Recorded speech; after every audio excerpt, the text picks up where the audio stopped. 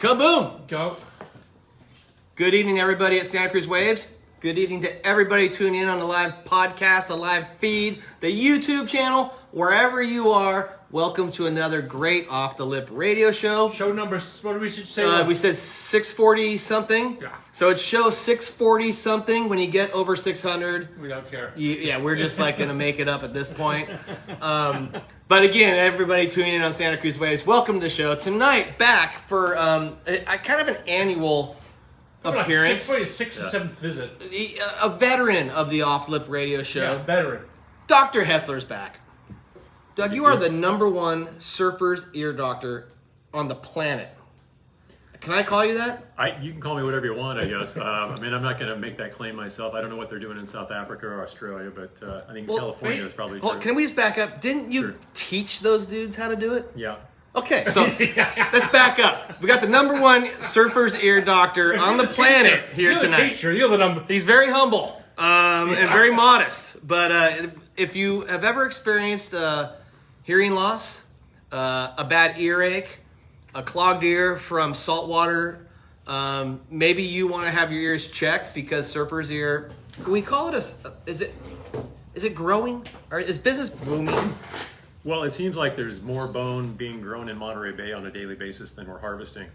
So I think we are losing ground.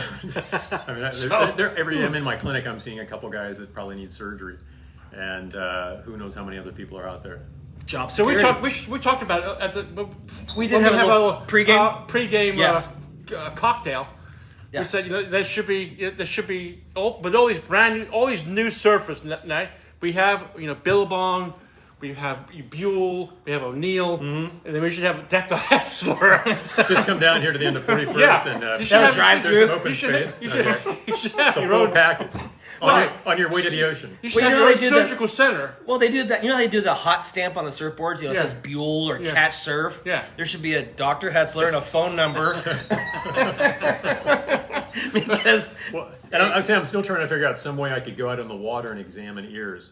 If I had some waterproof device that I could take out in the water. and look at Each time you come on the show, you got new shit, right? Yeah, I You got some new technology, Right? New right. technology, Yeah. right? So I'm sure in that down the road here, you're gonna have something where you're gonna just take your iPhone or your iWatch and stick up against Yeah. somebody's ear, Yeah. and Can you get a Wi-Fi signal out there anywhere? Do you think? I'm sure you could. On the water? Yeah. borrow riches, right? Okay. I'm sure you could. Right? Well, No? going back to businesses booming, Okay. you're seeing an increase here in Monterey Bay. We're seeing an increase of surfing on Monterey Bay. Yeah. Is that affecting the increase you're seeing on your end? Well, I think, for the average person, it takes a lot of hours for this to really become a problem. So if you have somebody who's got a newbie, it's like, oh, COVID hit, I'm going to go become a surfer, I got free time. Those people are probably not going to have a problem unless they've been at it for 10 years and, really spend a lot of time in the water. So Right. It's not an immediate thing. But the water's been really cold lately too. I mean, exceptionally cold. Windy. lately. That helps. Yeah. But Cold. again, this comes on over thousands of hours. So I think if somebody takes up the sport brand new and is at it avidly for maybe 10 years, they might start seeing some issues with bone closure. So it takes that. It does take that long. I've heard the number 3,000 hours of exposure to water colder than 68 degrees. Somebody in one of the papers said something like that. Yeah. Wow. So I think for a lot of people it'd be 10 years if you're really in the water a lot. Yeah. For it to be a problem. But So- there's also individual variation. Some people are bone formers and some people aren't. I seem to not hear a lot of preventative talk about this. I mean, you're here to educate our viewers and listeners Yeah. that surfer's ear is a real thing. If you put in years of surfing, you have a great chance of getting it. How can people watching who are the COVID newbies, what can they do to not be a patient of yours? The main thing is to do the best you can to keep let me put it this way. If you never fell off your surfboard, that'd be one option. I don't think anybody can guarantee that. Right. Or duck dive. Yeah. It's interesting, there's going to be let me just go segue into this. There's going to be the 30th anniversary of the surfer statue on Monday at 10 o'clock. And I think they're going to have a couple of guys down there from the old Santa Cruz Surf Club. That Kid were surfing Stoner? in the 40s. Well, I'm talking about like Harry Mayo. Oh, I mean, these Harry guys in their Mayo. 90s, Yeah, I think. yeah. And I actually had a chance to look in their ears. And these guys were back in the day when they're like 12-foot longboards. And I imagine they went to Cowles, took a couple of rides, Right. didn't get too wet, and then went to the beach and sat by the fire. Right. And in there, they really don't have much bone growth. So when the wetsuit came along, people are duck diving and the cold water gets in there. So people starting out surfing don't necessarily have pain in their ears or anything that would draw attention to their ears, but the surf shops are selling earplugs. Robert Scott, who's in this community, developed Docs Pro plugs. He's been trying to get that message home to people for decades. And there's, new plugs have come along, things evolve, and there's lots of options out there. So, but one of the challenges too is people can't see in their own ears. And that's where we talk about some of these scopes that I brought along today, and we'll demonstrate those in a little while. Because if you can't see your own ears, you don't know what's going on in there, if you're developing bone or not. And I guess that's something like you were saying on Amazon. There's tools that you could USB plug in, or a Wi-Fi capable tool you could put in your ear and actually see the bone growth. Yes. And so should they be terrified and come see you if there's some balls of bone in their ear? No, usually the first symptom of problems is water getting stuck in there. Some people will tell me they can't take a shower without having water get stuck in their ear for a week. That's a pretty good indication you've got a lot of bone growth closing things off. I'm totally guilty. Can we talk about TC's ear for a minute? Because I get one drop. For years now, you've been to us on a show like 6 or 7 years, and you keep dragging him down to your, you drag him down your getting office. the wax out, cleaning him out. You're pulling out Volkswagens out of his ear. He's not surfing anymore though. My ear's shot. Yeah. Okay. Does he? Can we see? Should we do the exam right now? Yes. Okay. I think it's, Okay. let's just get it over with. Get it over with. Talk amongst yourselves while I'm sitting. Okay, yeah, no problem. And we're not. And for those of you at home, we're not. We are not responsible if you decide to throw up from what's in my ear. Well, you know what's interesting is the doc's amazing.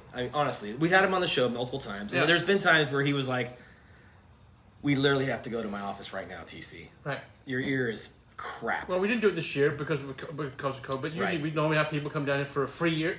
He's offered free surface ear checks. And just for people watching, my ear is so bad. When I side plank in yoga, one drop goes in there. Right. You can't hear. One drop. You got a problem. Yeah. And so when life gets to that point, like I can't. And this what you just said about the shower. That's me. So what I'm going to do, Doc, is you're going to talk to TC. I'm going to get this.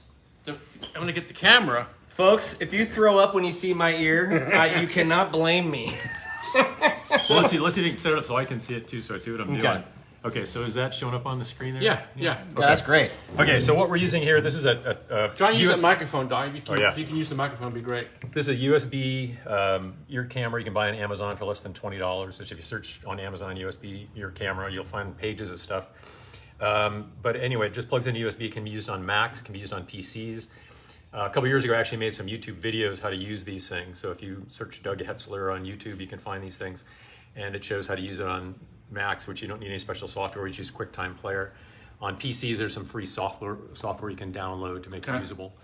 But anybody could have this at home and look in their own ears. It's just a magnifier. You can look at anything. You look at your skin. You can look at what's behind your refrigerator, any place you want to put this camera.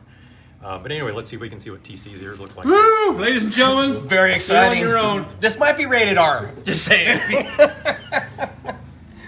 All right, so we got to get through the fur, which, look at that. That's gross. Oh, man. Wait a second. Let me get the thing right side up here. So. All right, well. There we go. That makes it more sense. All I see is wax and hair. It's not a pretty picture.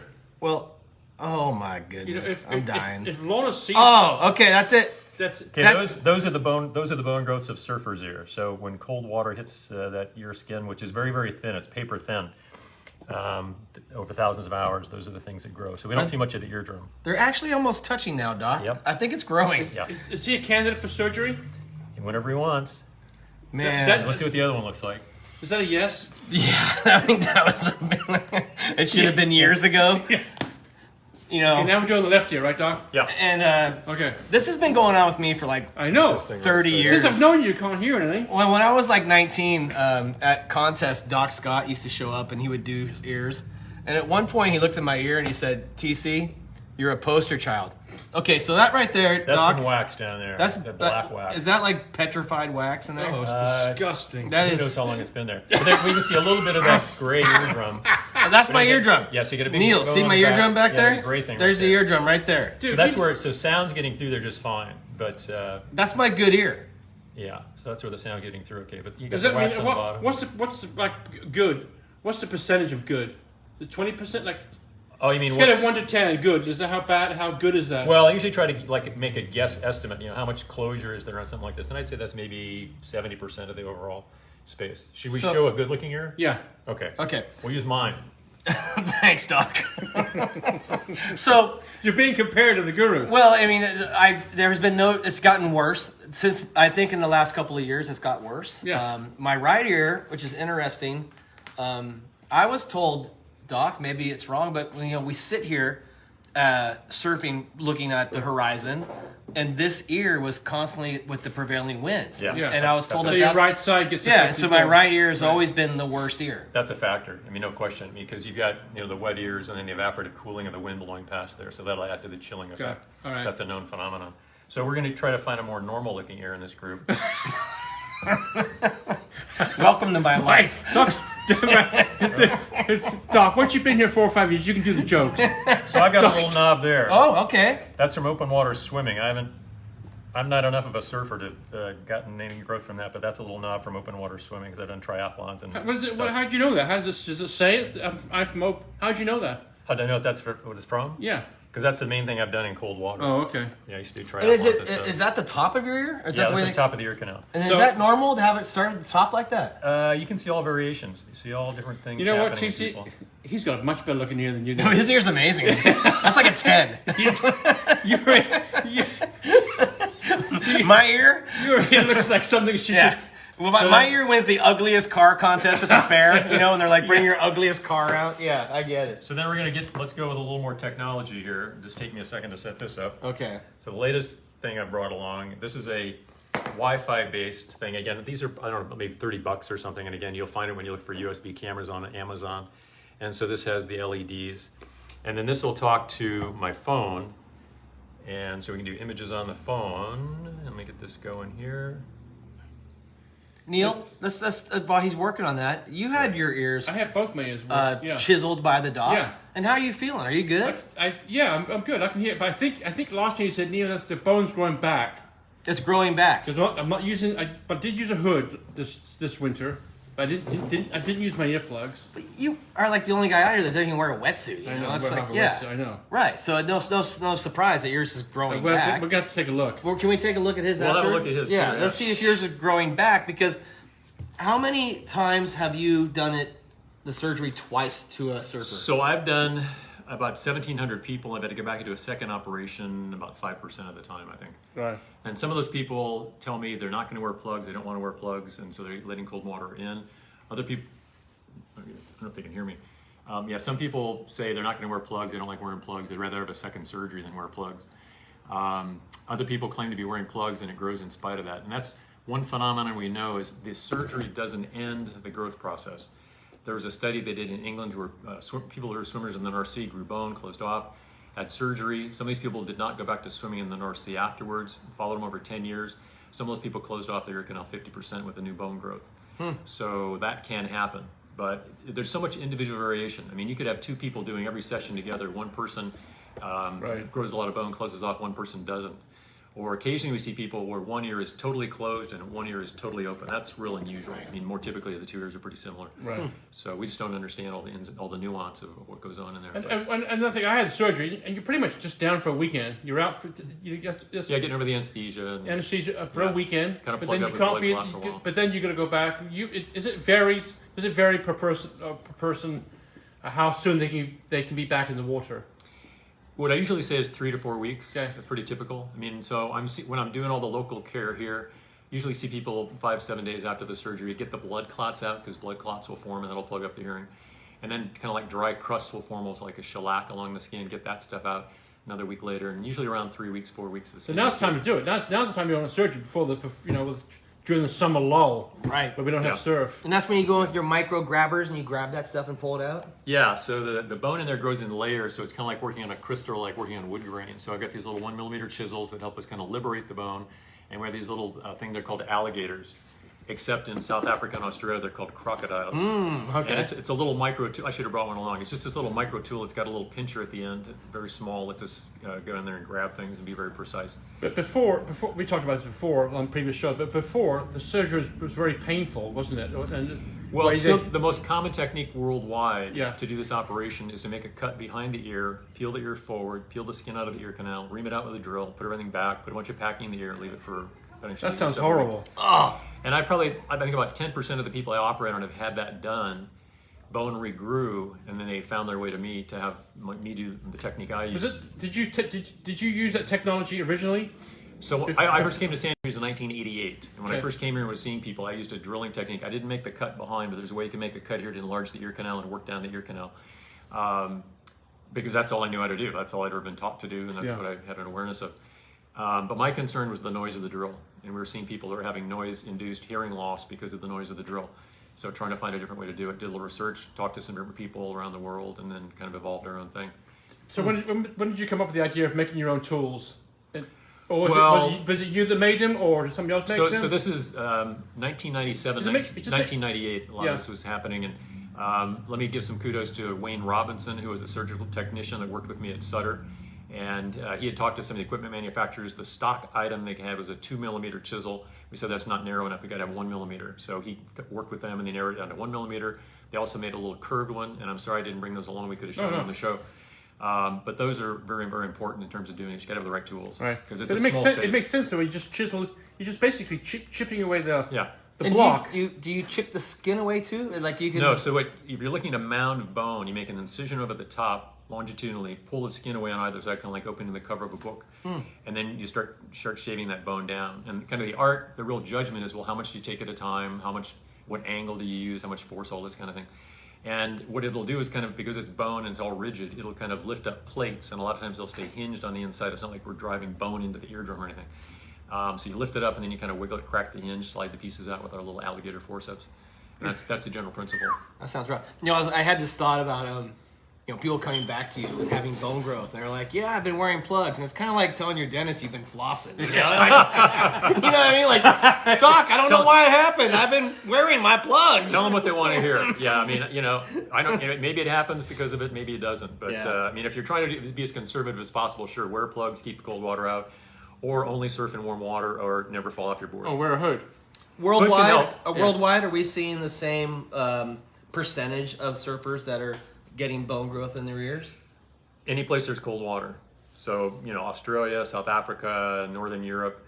I think you're aware. I mean, surfing expanding. Everywhere. People are surfing Norway, Iceland, Alaska. Yeah. There've been those videos of people surfing the calving glaciers. That's got to be cold. Let's talk about COVID for a second. COVID, Okay. obviously, we were hit by. How did you being an ear, nose, and throat doctor? How did that affect what you were? Did you get involved in COVID at all? Was it? So generally in the outpatient setting, they're kind of screening people, because unless you have a serious health condition, we don't want to go in and spread it around among the patients and the staff and that kind of thing. So they're kind of screening people. So if you turn up COVID positive, you're not coming in for some casual reason. Right. There were patients that I treated and had to do things with in the hospital, some intensive care unit patients who had to do surgeries on, who were COVID positive, and you're wearing all the garb and being very, very careful, personal protective equipment, that kind of thing. You got to wonder. Did the hospital give you an option whether you wanted to do that or not? Because it's obviously, it's it's dangerous. I suppose some people might have taken that approach. I just said, somebody's got to do it. Might as well be me. Okay. Have you had COVID yet? Not that I know of. And actually, I'm part of a study with the vaccine. So they look at antibody levels. We got a baseline before any vaccines were given, and then after every shot, what happens to those antibody levels. And so I've gone through the series of Pfizer, and then I got a booster. And then they did my antibody levels are staying high after that last booster. And so I didn't have a second booster yet. And so as far as I know, I haven't gotten COVID. Are you going to get the second booster? Well, I'm going to see how these antibody levels go. Oh, you And are? if the antibody levels stay high, I'm going to hold off, because I want to, as part of the scientific study, we want to see are these antibody levels going to drop over time, or are they going to stay sustained? If they started dropping, then everybody say, okay, well, let's do the booster and then see what the antibody levels are after that. Should I get it? That's what I'm questioning whether to get another one. That's The booster? Yeah, Well, you have blood clot issues. I have blood clot in my leg. Yeah, Yeah, I mean it's that's a good but question. that didn't come about from being vaccinated. Yeah. I mean, I don't know if I can give you a pat answer, but I think, the numbers are kind of creeping back up again. Yeah. And, if you're not being exposed to many people, which I can't imagine, I imagine you're exposed to lots of people. Yeah.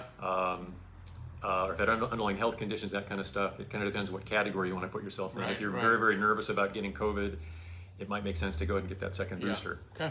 Are we gonna look at his ear now? Let's do it. Okay. Let's use the other technology here. I'm gonna If get we the can- camera. We can get the camera to show the Yep. phone, because this is the Wi-Fi thing. You can use it with an iPhone.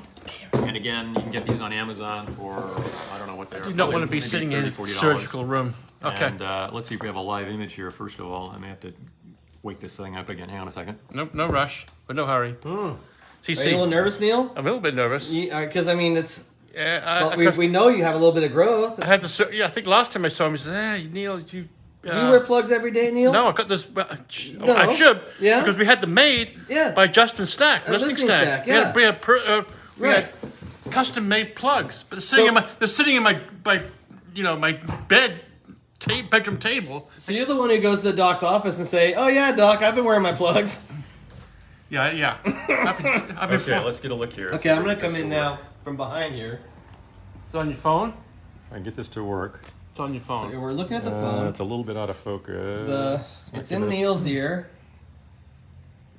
Oh, there we There's an go. opening. Uh-oh. Uh-oh. TC, you know There's the been some doctor. regrowth. There's been regrowth. TC, Neil. you're not the doctor. Neil, you should take a look at this. You'll wear plugs. And then let's get a look on the other side. Oh, man. That is... I'm telling you Doctor, what. the last thing needs commentary from him. Even Justin at Listening Stack's really disappointed in you right now. I'll tell you what. This one's golden right here. This one's good. We're zooming It's in. got more of an opening. Yeah, baby. There's some. Uh-oh. Uh-huh. So you can tell this has a little more of a lag on the video than the USB camera does. Well, we're also running on the Wi-Fi across the street. Okay. It's a little slower. So there's some there. So, what do you think? But your right ear... Oh, boy. Yeah. You know, hang on a second. Hang on 1 second, Doc. So you have no right to say things. You have... But my ear hasn't been chipped. Yours has. It's true. And you got bone growth. So what it comes down to is it causing problems? No. We don't worry about cosmetics. We don't care what it looks like, but is it causing problems? The No. main problem being water getting stuck in there. No. If it's not, you can live with it as it is. Yeah. And we don't have to worry about it. Okay. See, I got a year off. So you feel better now? Yeah, I feel great. Okay. Are you going to wear your plugs tomorrow, Neil? No. Okay. So he's that guy, Doc, huh? You're going to see him again. Maybe, maybe not. We'll see how he goes. How important is it for him to make an appointment with your office tomorrow to get He's the one that has to. He's the one that has to determine that. I can't tell him. Right. I don't tell patients what they should or shouldn't do. It's Right. like you figure out what works for you. I mean, I've Right. had people who've had their ear blocked for 6 months and finally decided, yeah, maybe this isn't a good thing, and then they come in and let's take care of that. Other times, I've had people who we said 10 years ago, man, you look like you have a lot of trouble getting infections, water's trapping. Maybe when you get that opened up, put it off. And eventually they decide, okay, let's take care of it. Right. So it's not cancer. It's not like, Right. it shouldn't be causing some horrible, life-threatening condition. When you start reading lips, that's when you need to go get. That's when you need to. Well, I mean, Get it done. honestly, I wish I did it 20 years ago because it's been affecting my life Right. for 20 years. Yeah. Right. Like I said, and I side plank in yoga, Right. and I can't even do it, Yeah. I'm the guy that Doc talks about in the shower. Yeah. I come out of the shower and have a plugged ear. Yeah. And I've learned how to pull on my ear and how Yeah. to stick my finger in there and pull the vacuum out. Like over the years, I've learned a few tricks on how to get water out of my ear by pulling and yanking on it, but I don't think that's helping my ear at all. Right. One thing I want to be a little bit careful about. If you make a total seal, like a plunge or you make a total seal and pull, you can actually create enough of a vacuum. You can pull on the eardrum, and there've been reports of people fracturing the little bones behind the eardrum. I mean, if you get a really tight seal and then pull really hard. So What's your just be a phone little number, Doc? careful. You give it. Yeah. It's getting worse by the minute over here, let me tell you what. Yeah. You try and pass the buck on me. I You're know. the one. Hey, I know I'm a poster child for surfer's ear. I've known that for Right. for almost 40 years now. If we were, would you recommend? I mean, highly recommend to him to have the surgery. Again, I don't tell people to do it No. or not do it. They have to decide. It's like if you're Yeah. having problems. I mean, it'd be one thing if you say, I'm having pain and I'm afraid of surgery. It's like, well, we can get you through the surgery. Let's solve some problems. Let's get you hearing. Let's let the water flow. Let's let you get back to doing what you love, is what it is for a lot of these people. I mean, people stop surfing because their ears get in so much trouble, and we'd like to be able to not let that be an impediment. Right. I'm the poster child of that. You are. thing. And then last time we had you on the show, I was having some terrible ear problems during that window, and you helped me out. But I mean, I'm ready. You know, I've been saying that now for a few years. I'll leave it up to you. Yeah, You and decide. so it's something that I think I need to do. Also, preventive maintenance is not, Q-tips are no good. We talked about that before. The key with Q-tips, and maybe I shouldn't go on record as saying this, but there is a safe way to use Q-tips. Well, if you look at the official Q-tip box on the side, it says "Do not place in ear canal," because we all see people that have taken a Q-tip and somehow put it through their eardrum. Right. Well, with a lot of bone growth, you're not going to get the Q-tip in far enough to do that, but the eardrum's only an inch down inside. So the safe way to use a Q-tip: grab it where the cotton meets the stick with your fingertip, just that little cotton end sticking out, about a half inch. To go in and just kind of twirl it in the outer stuff, that's totally safe.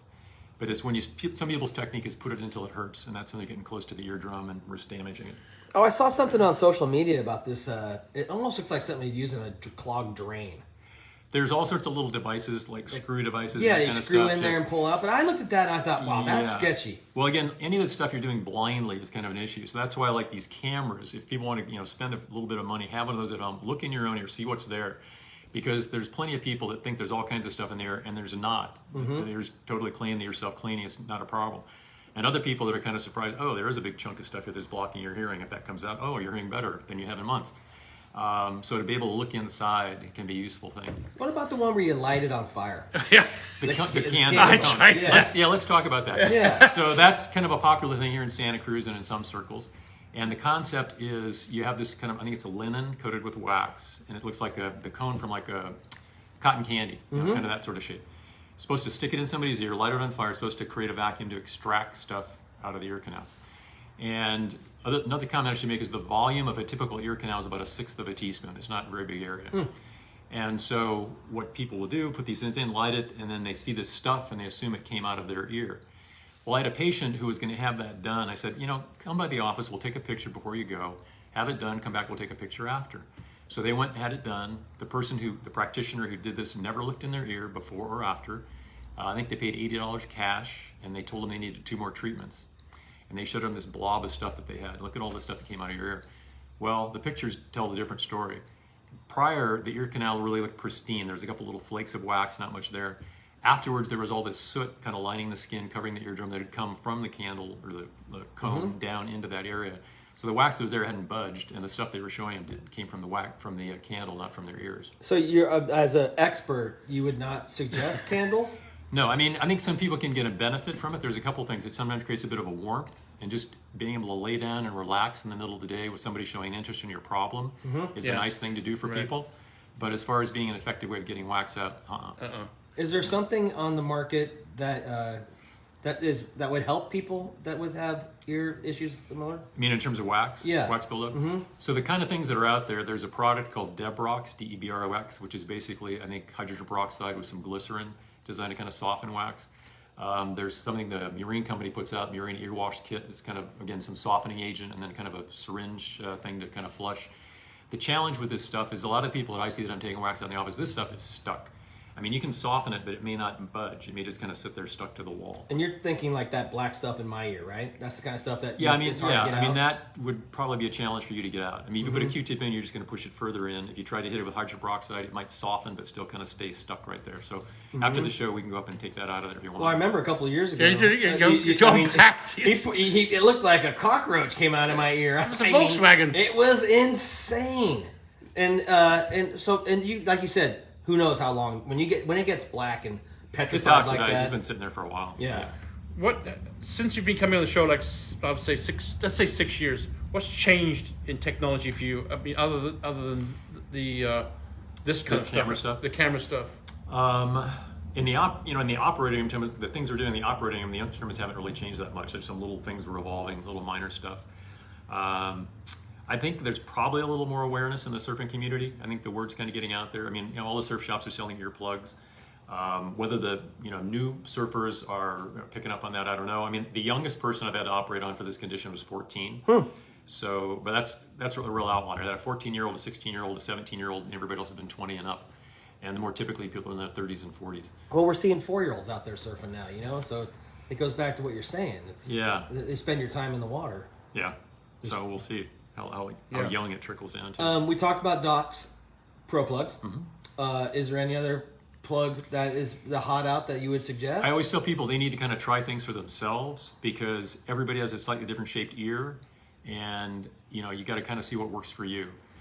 There's a spectrum of things. There's everything from like the silicone type ones that are moldable, but they tend to kind of fall out unless you wear a hood with them. There's a series of phalanged ones, but if you have a big bone growth, these earplugs may bump up against the bone growth and not seat very well. So give a shout out to Justin from they're custom plugs. Sure. I mean, Yeah, honestly, Justin made. You have a pair too, and he made Neil and I a pair. And I have to admit, with the what's the patch he puts in it? It's made out of Gore-Tex. The membrane. The membrane, yeah. So people who are concerned, I could not believe how well I could hear with those plugs in. Always been a problem with me. I am a very social surfer. And it used to drive me nuts that I would sit there and hear just mumbling out in the water.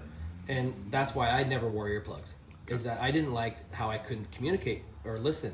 And it almost felt like I was snorkeling underwater sometimes. Yeah, I mean, it varies. It can affect the experience, and some people just can't stand that. So, but that Gore-Tex membrane, and I mean, they're not the cheapest plugs. They're probably close to $200 per set. But you can get insurance on them, and he will keep your mold on file, and he could replace them. But they fit so well that they don't come out. Yeah, they don't come out. Yeah. They're comfortable. Yeah, and that's right up here, and then we'll give him a shout because he is the supporter of the show, and he's on the corner of Capitola and 41st right here. Right behind the Chevron station. Yeah, right here in Santa Cruz. Yeah. Actually, that's Capitola right there, but it's a great product. Yeah. And do you wear yours swimming? In a pool? Yeah, because you're not swimming anymore? Well, in a pool, it's not cold enough for it to be a problem. Ocean. In the ocean? Yeah. Yeah. Mm-hmm. Yeah, I wear them out in the ocean. And if I'm out there, I mean, I do a little stand-up paddling, and I wear them for that. I tend to fall off. So, but I mean, I don't want to have somebody chisel my ears out. No. Do you see surfers here? Because I mean, I know people in cold temperature climates usually have a beanie. Their ears are maybe covered or have a hood. But is it just water that causes surfers' ear? Yeah, because what happens is the amount of the kind of the physics of all this, the thermal properties of a fluid compared to a gas. There's so much more heat transfer, energy transfer with a liquid than there is with a gas. So you could have, we don't see it in Eskimos, we don't see it in skiers, snowboarders. It's really the water that gets in there and that thin skin in the ear canal that sets this whole thing on. And you're not saying you have to be a surfer. You can be a swimmer.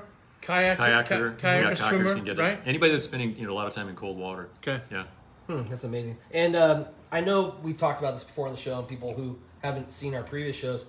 I mean, I met a guy here in the store from, I believe he was from North Carolina, that traveled across the country to have you take care of his surfer's ear. And are you still seeing people traveling from far away to come and have you take care of them? I think in a couple of weeks I've got somebody coming from Hawaii. I've got a kayaker coming from Colorado. I think all told we've had people come from 26 states and 17 foreign countries so far. Wow. And again, I'm kind of trying to get these other surgeons in these other parts of the world and other parts of our country to adopt this technique so people don't have to resort to that. And you were traveling, doing seminars and coaching other people. Are you still doing that? 2018, 2019, before COVID. Yeah, I'd been to South Africa, I'd been to Australia, and I've given talks in England, Ireland, Portugal, Spain. Surgeons have come from France, Germany, Japan, to see what we're doing here. So it's guru. It's really, it really is an international condition. Right. And some of the principles we're using for this are also applicable to other types of ear surgery that are, being done everywhere. Other types of operations that are done down the ear canal. So and the tools that you were, so importantly involved in the creation of for the surgery on the ear, those are available to these other surgeons, I guess. And then you. Yeah. Is there coaching, or is that? Well, if somebody's trying to learn a new technique, I mean, I've published things in medical journals on this, but I think when you're trying to pick up something new, there's a lot of nuance and there's a lot of fine points, and I'd almost rather have somebody come and watch me, spend some time with me, discuss it, and talk about some of that nuance. With the new technology, like you've shown us today, can a patient, a new patient, take a recording of his or her eardrum and send it to you and go, they could, yeah. What do you think, Doc? Sure. Right? At least have a look. I mean, these things, all this stuff lets you make either still images or videos. And I mean, that's telemedicine. And I've actually introduced these cameras to Australia and South Africa. And in a place like South Africa, there was one ear, nose, and throat doctor that was responsible for like 1 million people over a large geographic area, and they had outlying clinics. So in a situation like that, it was ideal. They would see people like, well, let's take pictures of the hole in the eardrum, or I don't know what this is, let's take a picture and send it. And as opposed to, well, this person has to travel for hours and hours and be off work and all the expense involved in that kind of stuff. So this kind of stuff is fabulous for them. That seems like it's kind of the norm. I mean, I'm a Kaiser patient nowadays. Most of my medical stuff is online now. You know, it's really interesting more how the convenience of change is right now. And are you seeing more of that too? I mean, Neil just described a perfect scenario. Yeah, I think in terms of, people can access their records online, and there's more and more of that kind of stuff. I mean, all this electronic health stuff, it's still got a ways to go, because the Kaiser charts don't necessarily show up at Sutter or Stanford or UCSF, and so these things it's getting better, and it's getting better all the time. But that's where things really have to integrate. The communication is better between you and your doctor by emailing back and forth, emailing and stuff like that, right? Yeah. I've with my blood clot, it's been very helpful. Yeah. Is there a risk involved with this surgery? Is there hearing loss potential? There's a risk with every surgery. I mean, the first thing you start with is anesthesia. It's general anesthesia. You're totally asleep. So you want to make sure somebody doesn't have bad heart problems or lung problems or kidney problems or something like that. And then there's important structures all around where we're operating. So the jaw joints in front of the ear canal. In the back is what's called the mastoid, and that has a nerve going through it that goes to your facial muscles, that makes your facial muscles move. You've got the eardrum down at the bottom area where you're working. You're trying to protect all the skin. There's always a risk of infection. So there's all sorts of things that could happen. And obviously we're trying to be very careful to avoid any of those kind of things, but undoubtedly somewhere in the world somebody's suffered those. You have to tiptoe around the old eardrum, right? You want to protect the eardrum, yes. Yeah. I mean, a lot of these things we're talking about is like the tolerances are sub-millimeter. We're looking through a binocular microscope, high magnification, and just being very, very precise. And while you mentioned that eardrum, I mean, I hear stories often from surfers that have ruptured eardrums from just falling on the surface of the water. And I mean, is that common? Yeah, I mean, I think, people commonly report that. I mean, and I can't tell exactly what force requires, but if you fall just right and that water gets channeled up the ear canal, you can pop the eardrum. Fortunately, a lot of times it heals on its own, doesn't have to have anything done.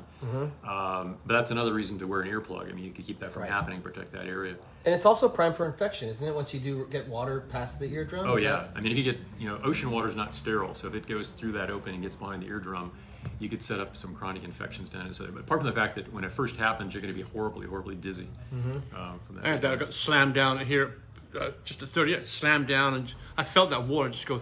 I felt like I was getting punched. I felt like I got punched in the ear. It was painful. It was painful. Yeah, I mean it's a protected area for a reason. Yeah, it's very, very sensitive in there. And how long is the procedure to do one ear? So what I typically tell patients is my operating time when we're actually ready to start the operation until I'm completed with that ear, hour and a half. The fastest I've ever done one of these was 9 minutes. I had a guy who had this big knob kind of blocking his entire ear canal, couldn't see anything behind it. We took that out and there was nothing behind it. It was a totally wide open ear canal. That was a surprise. Most people aren't that way. Usually it's like both of your ears, there's multiple knobs and you got to deal with all that. And when I was first started to do these, it took longer. I mean, I've gotten better, I've gotten faster at it. So you guys have meters? See how long it takes, like a taxi. Push the buttons and the guy with 9 minutes is billed. I think everybody in the operating room except me gets paid by the minute. I don't get paid by the minute, just kind of a flat rate. So whether it's a hard long thing or a quick fast thing, it's kind of the same. All right. Well, you've been doing this since the late '80s.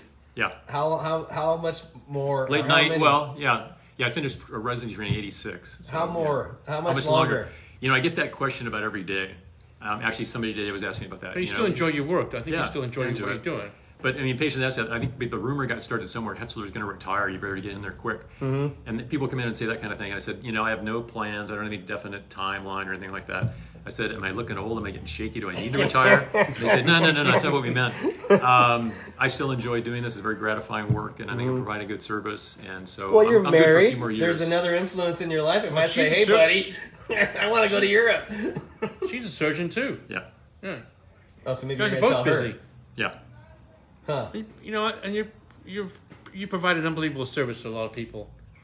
I think a lot of people can hear a lot of people, including myself. Thank you for, Well, I think when I first started doing that new technique, I think there was almost like a backlog of people that had bad problems, but were so afraid of the operation where they were going to cut and peel and drill, and just put it off. And so I think we've kind of gotten people beyond that. Let me ask you a question. Yeah. Would you, if the choices were the cut behind the ear, pull the ear back, would you do it? Well, no, and the reason I wouldn't is both of my older brothers had that surgery, and they both had complications from either healing or scarring. Would you go to see him?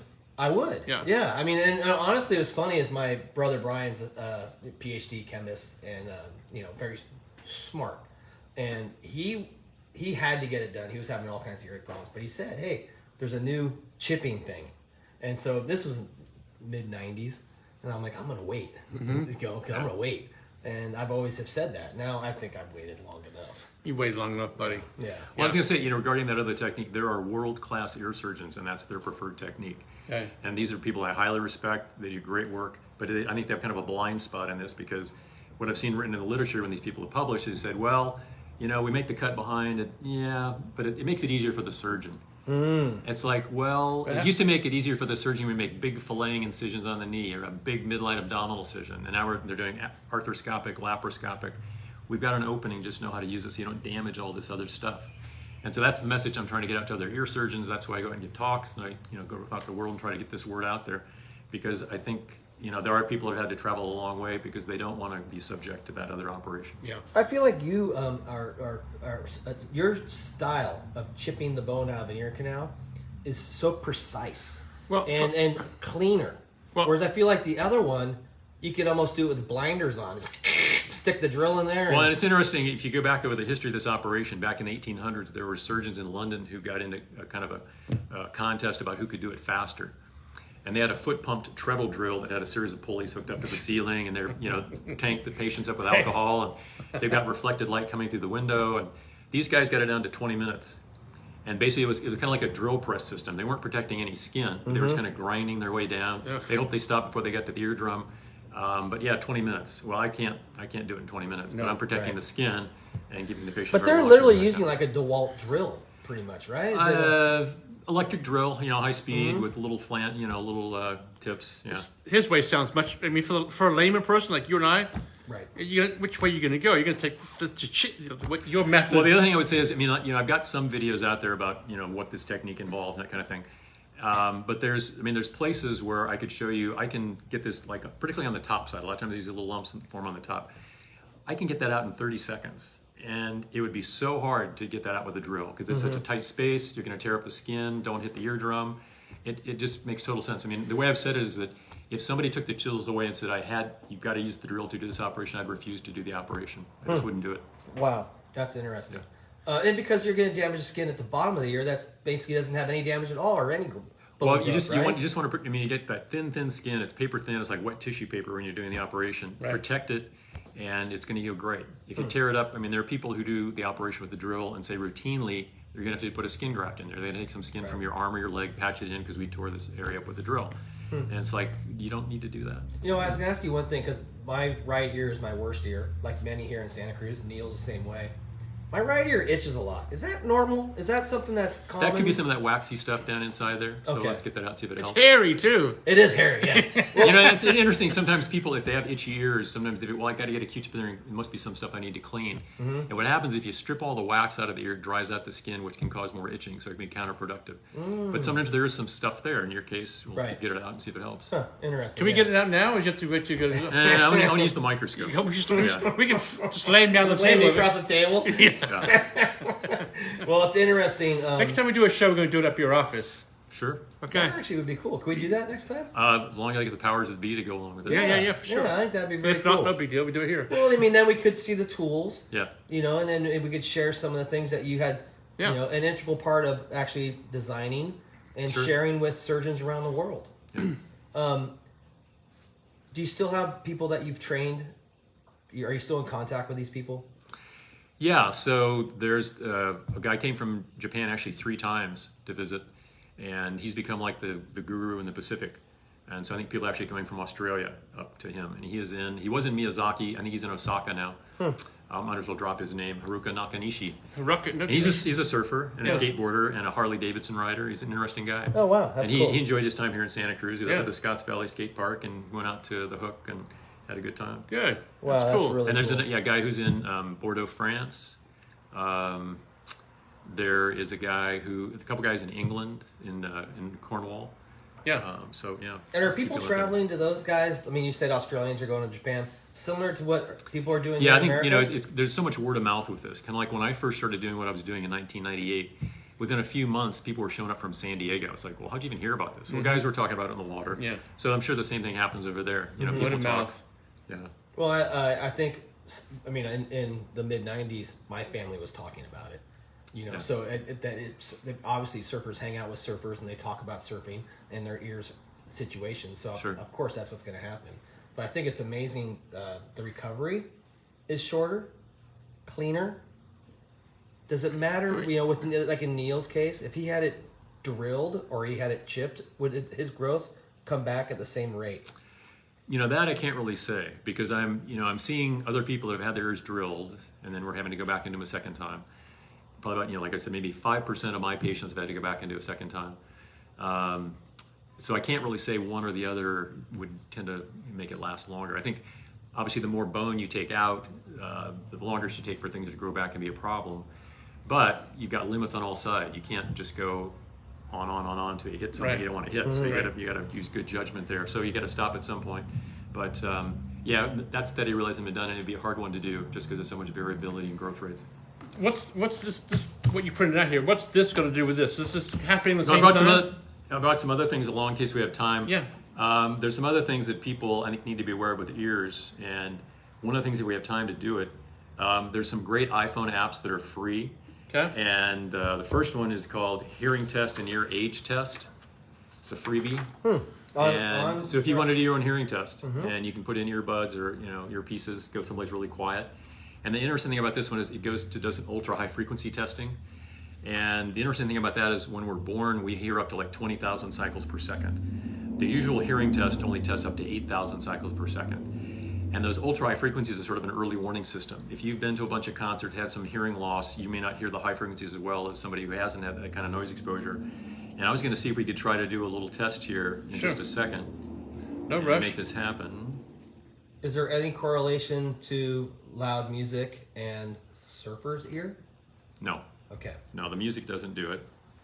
And let's see, let me bring this thing back up once more time. I fell asleep. And that's called hearing test and ear age test. Got it. Put that over there, and then let me try to get this going for you. Hearing test and ear age test. And that is Free iPhone in hearing the test. Apple Store. Get the Apple Store? Yeah, the App Store, yeah. Check that out. Okay, here we go. Okay, here we go. Oh. Everybody hear that? I can hear that. Okay, that's 6,000 cycles per second. Let's kind of work our way along here. 7,000. You hear that? Mm-hmm. 8,000. No. I got it. 9,000. You can hear that? Oh, yeah. Got it. 10,000. Nope. I got it. 11,000. Come on. I hear it. It's really high pitched. 12,000. 12,000. I can still hear it. You can? That's 13. 14,000. Gone. We're going to keep going.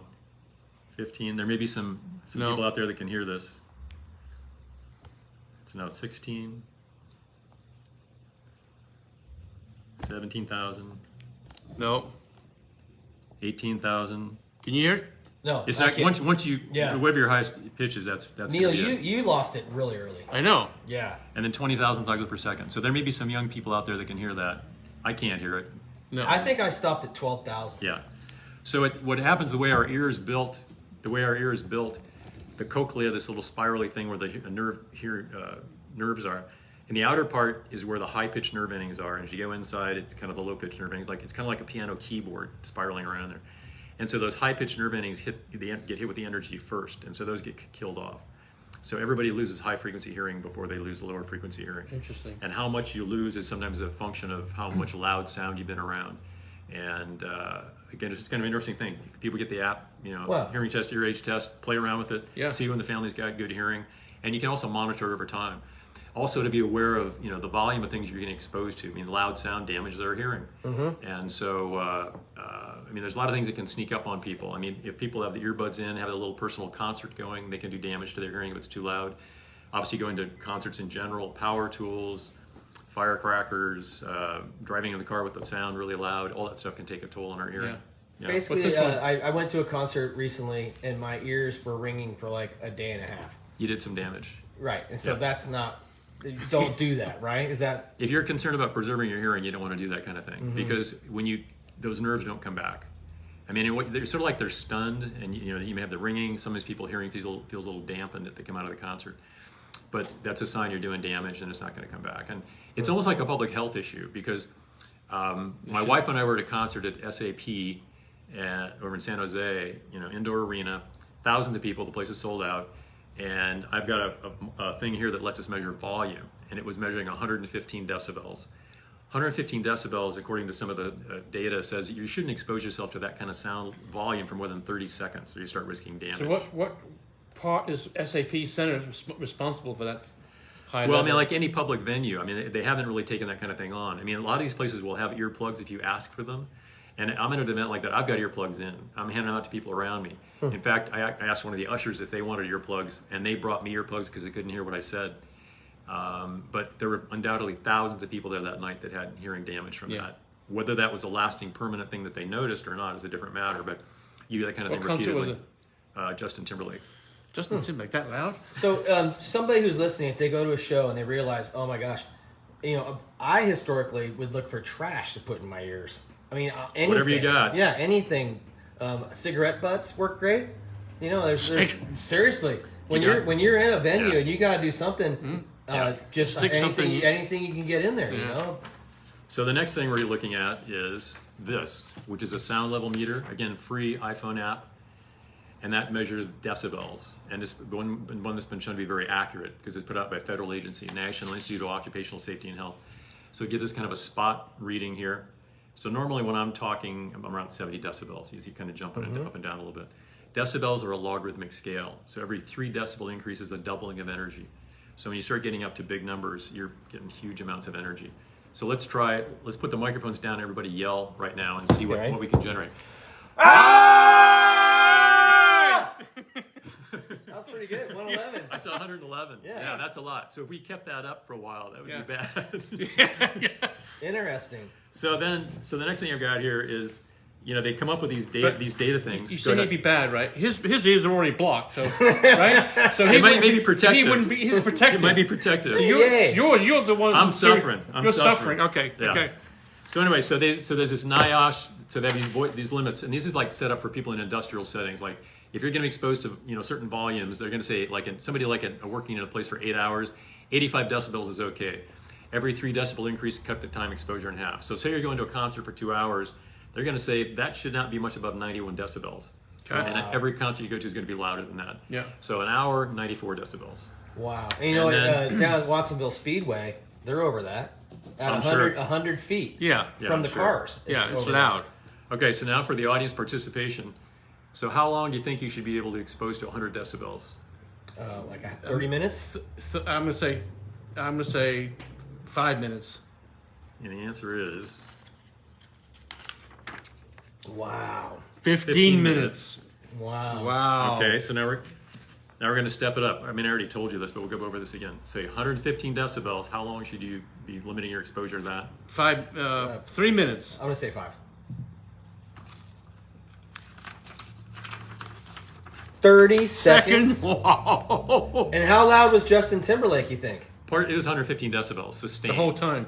Yeah. And the other thing to keep in mind is that you could have the best earplug in the world, you still absorb sound through your skull. So you could still have nerve damage occurring even with the best earplugs Really? in the world. It's like you'd almost have to have an enclosed helmet Right. to keep that from damaging your ears. But I mean, I feel like I came out of there with some protection. But any concert I go to, I actually bring along bags of earplugs to hand out to people because people don't pay attention to that. So some people, they pay the big money, they want to feel the bass in the chest, they want that big concert experience, but their ears are paying the price for it. Okay. Wow. Yeah. That's amazing. I feel like we're not educated enough in that Yeah, as definitely. consumers. Remember, Definitely. I took my son, he was probably 10 at the time, to go see Metallica at Candlestick Park. And we got fairly close to the stage. As soon as they came out, did one strum of the guitar, you could just feel it go right through you. I took him as far away as I could. Yeah. Wow. As far away as I could. Is Because there- you know it's not. You just when not you good. that's not good. You just know it's not Well, good. and I've been at like wedding receptions where people are dancing with somebody's newborn baby, next to the speakers, and it's like, oh, that poor child. Right. So I've got to point out to them that's not a good thing. Yeah. Is there a law about sound at concerts? Not that I'm aware of. I mean, I thought Australia had some kind of things, public health kind of things about that at certain volumes. In fact, it's at one point back in the 70s and 80s, I think some of the rock bands were competing to see who could generate the most sound. Yes. And they were like 135 decibels. That's killing Zeppelin, ears. I think, was the loudest. Somebody had broke the record. Yeah, they Sadly, were up there. somebody It's surprising to me that someone hasn't sued the SAP Center for some lack of hearing, I don't know. or any rock concert venue. I think there's a lot of self-liability with concert tickets because you purchase a ticket and agree to those things. But it is amazing to me that you're risking public health over these live shows, where they should almost be handing you earplugs when you get into the show. Well, and the question is, how loud does it need to be to have a great concert experience? I mean, I think it kind of degrades the music when it gets that loud. Yeah. People are, kind of cowering away, and it's just too much. It's not necessary. And also, too, it's one thing at SAP where it's a big room, but you see some of these smaller clubs that have no control, and these bands... I mean, we've had bands here. Yeah. We've had bands here that brought these Marshall stacks. This is a small room. And they're bringing Marshall stacks in here and blasting our ears So, off. I mean, I'd say you guys ought to get, and any viewers, get the app, NIOSH SLM, that sound level thing, and start paying attention to that. You know, what kind of noise you're getting exposed Show to. that one more time, Neil. So if people... Right there. Yeah. This one? No. There we go. That one right there. Everybody should get this on their phone. It's a free app, right? Free iPhone app. Yeah. I'm not sure what's out there for Android and other A types little of bit phones. over here. There you go. But, Perfect. Right there, it's guys. a freebie. Lift it up a little bit, Neil. And There start you paying go. attention That's to it. kind of volumes. I mean, just in your daily life, or if you're in these extreme situations. I mean, who knows, like, when the Warriors are beating Dallas, I mean, who knows what kind of volume they're going to generate there. Hey, I've been to different some Warriors situations. playoffs games that are probably hitting 100 easy Yeah. when the crowd goes Well, and nuts. again, the announcers are trying to, provoke that kind of thing. They want to get the numbers up. And just so you guys on the podcast, that is spelled NIOSHSLM. Yeah. On your free iPhone app store. Get it. Yeah. Use it. NIOSH. Okay, that's amazing. Wow, we learned a lot tonight, Neil. Thanks, Doc. Yeah, you know what's amazing, Doc? You've been on here 6 times, and we Still learn learn every time. Right. Yeah. You do. Well, I learned stuff from you guys too. Like what? How to run a skateboard store. I love it. Wait, it's the surfer's ear part of tonight's show is so crucial to ear health for the people here in Monterey Bay. And there's some simple steps that you can do to take care of it. I love this Amazon camera so you can get. So, I bet only 1 out of 10 surfers maximum have had their ears checked. The live music is also important. The sound that you're getting from live shows and live Yeah, you concerts. got to pay attention to that kind of Doesn't stuff. even have to be the big thing. It can be the Moe's Alley, the Catalyst can be. Well, Neil, you stopped hearing that test. Yeah. Way before I did. I think about 9,000. Yeah. Yeah, I mean, you were far before I did. I Yeah. could still hear it loud. Yeah. And how about we pop that test up? That's the ear test is an important one. Where was that? Right here, right? Yeah. The hearing test. and ear age test. Again, that's an free iPhone app. Another free That's app. the best one I've found. I mean, there's a number of these things out there. That's the best one I'm aware of. That's and actually, it. It's called I tested hearing that. test and ear age test in your app store. So I tested that against our audio booth. Where we're doing standard high-end audiograms, stuff. high-end stuff, and it came out real well. So that's the best one I'm aware of. Interesting. Okay, stuff. who's wearing merch for socks tonight? Me and Got the merch. Doc's got the merch. Doc's got them on. I love it. That's amazing. And not the most colorful one I've got. Oh, we got colorful ones for you. Well, and of course, Cindy, if you're listening, thank you for your Yeah. support of the show. She also sponsored me at a skateboard contest. Did she really? Saturday. Okay, Yeah, that's she good. supported that. Yeah. And so Merge4 is a great local brand, and they're putting back in the community, so it's great stuff. Thanks, TC. Thanks, Yeah. Doctor. Sure. Tomorrow night. Big show. Big follow-up show. Yeah. So we had the no on it. We had the no on Measure D with Mark Basidi Miller, right? Friend of yours, right? And then so tomorrow night we have the opposite, the advocate for yes on Measure D Yep. with Bud Colligan.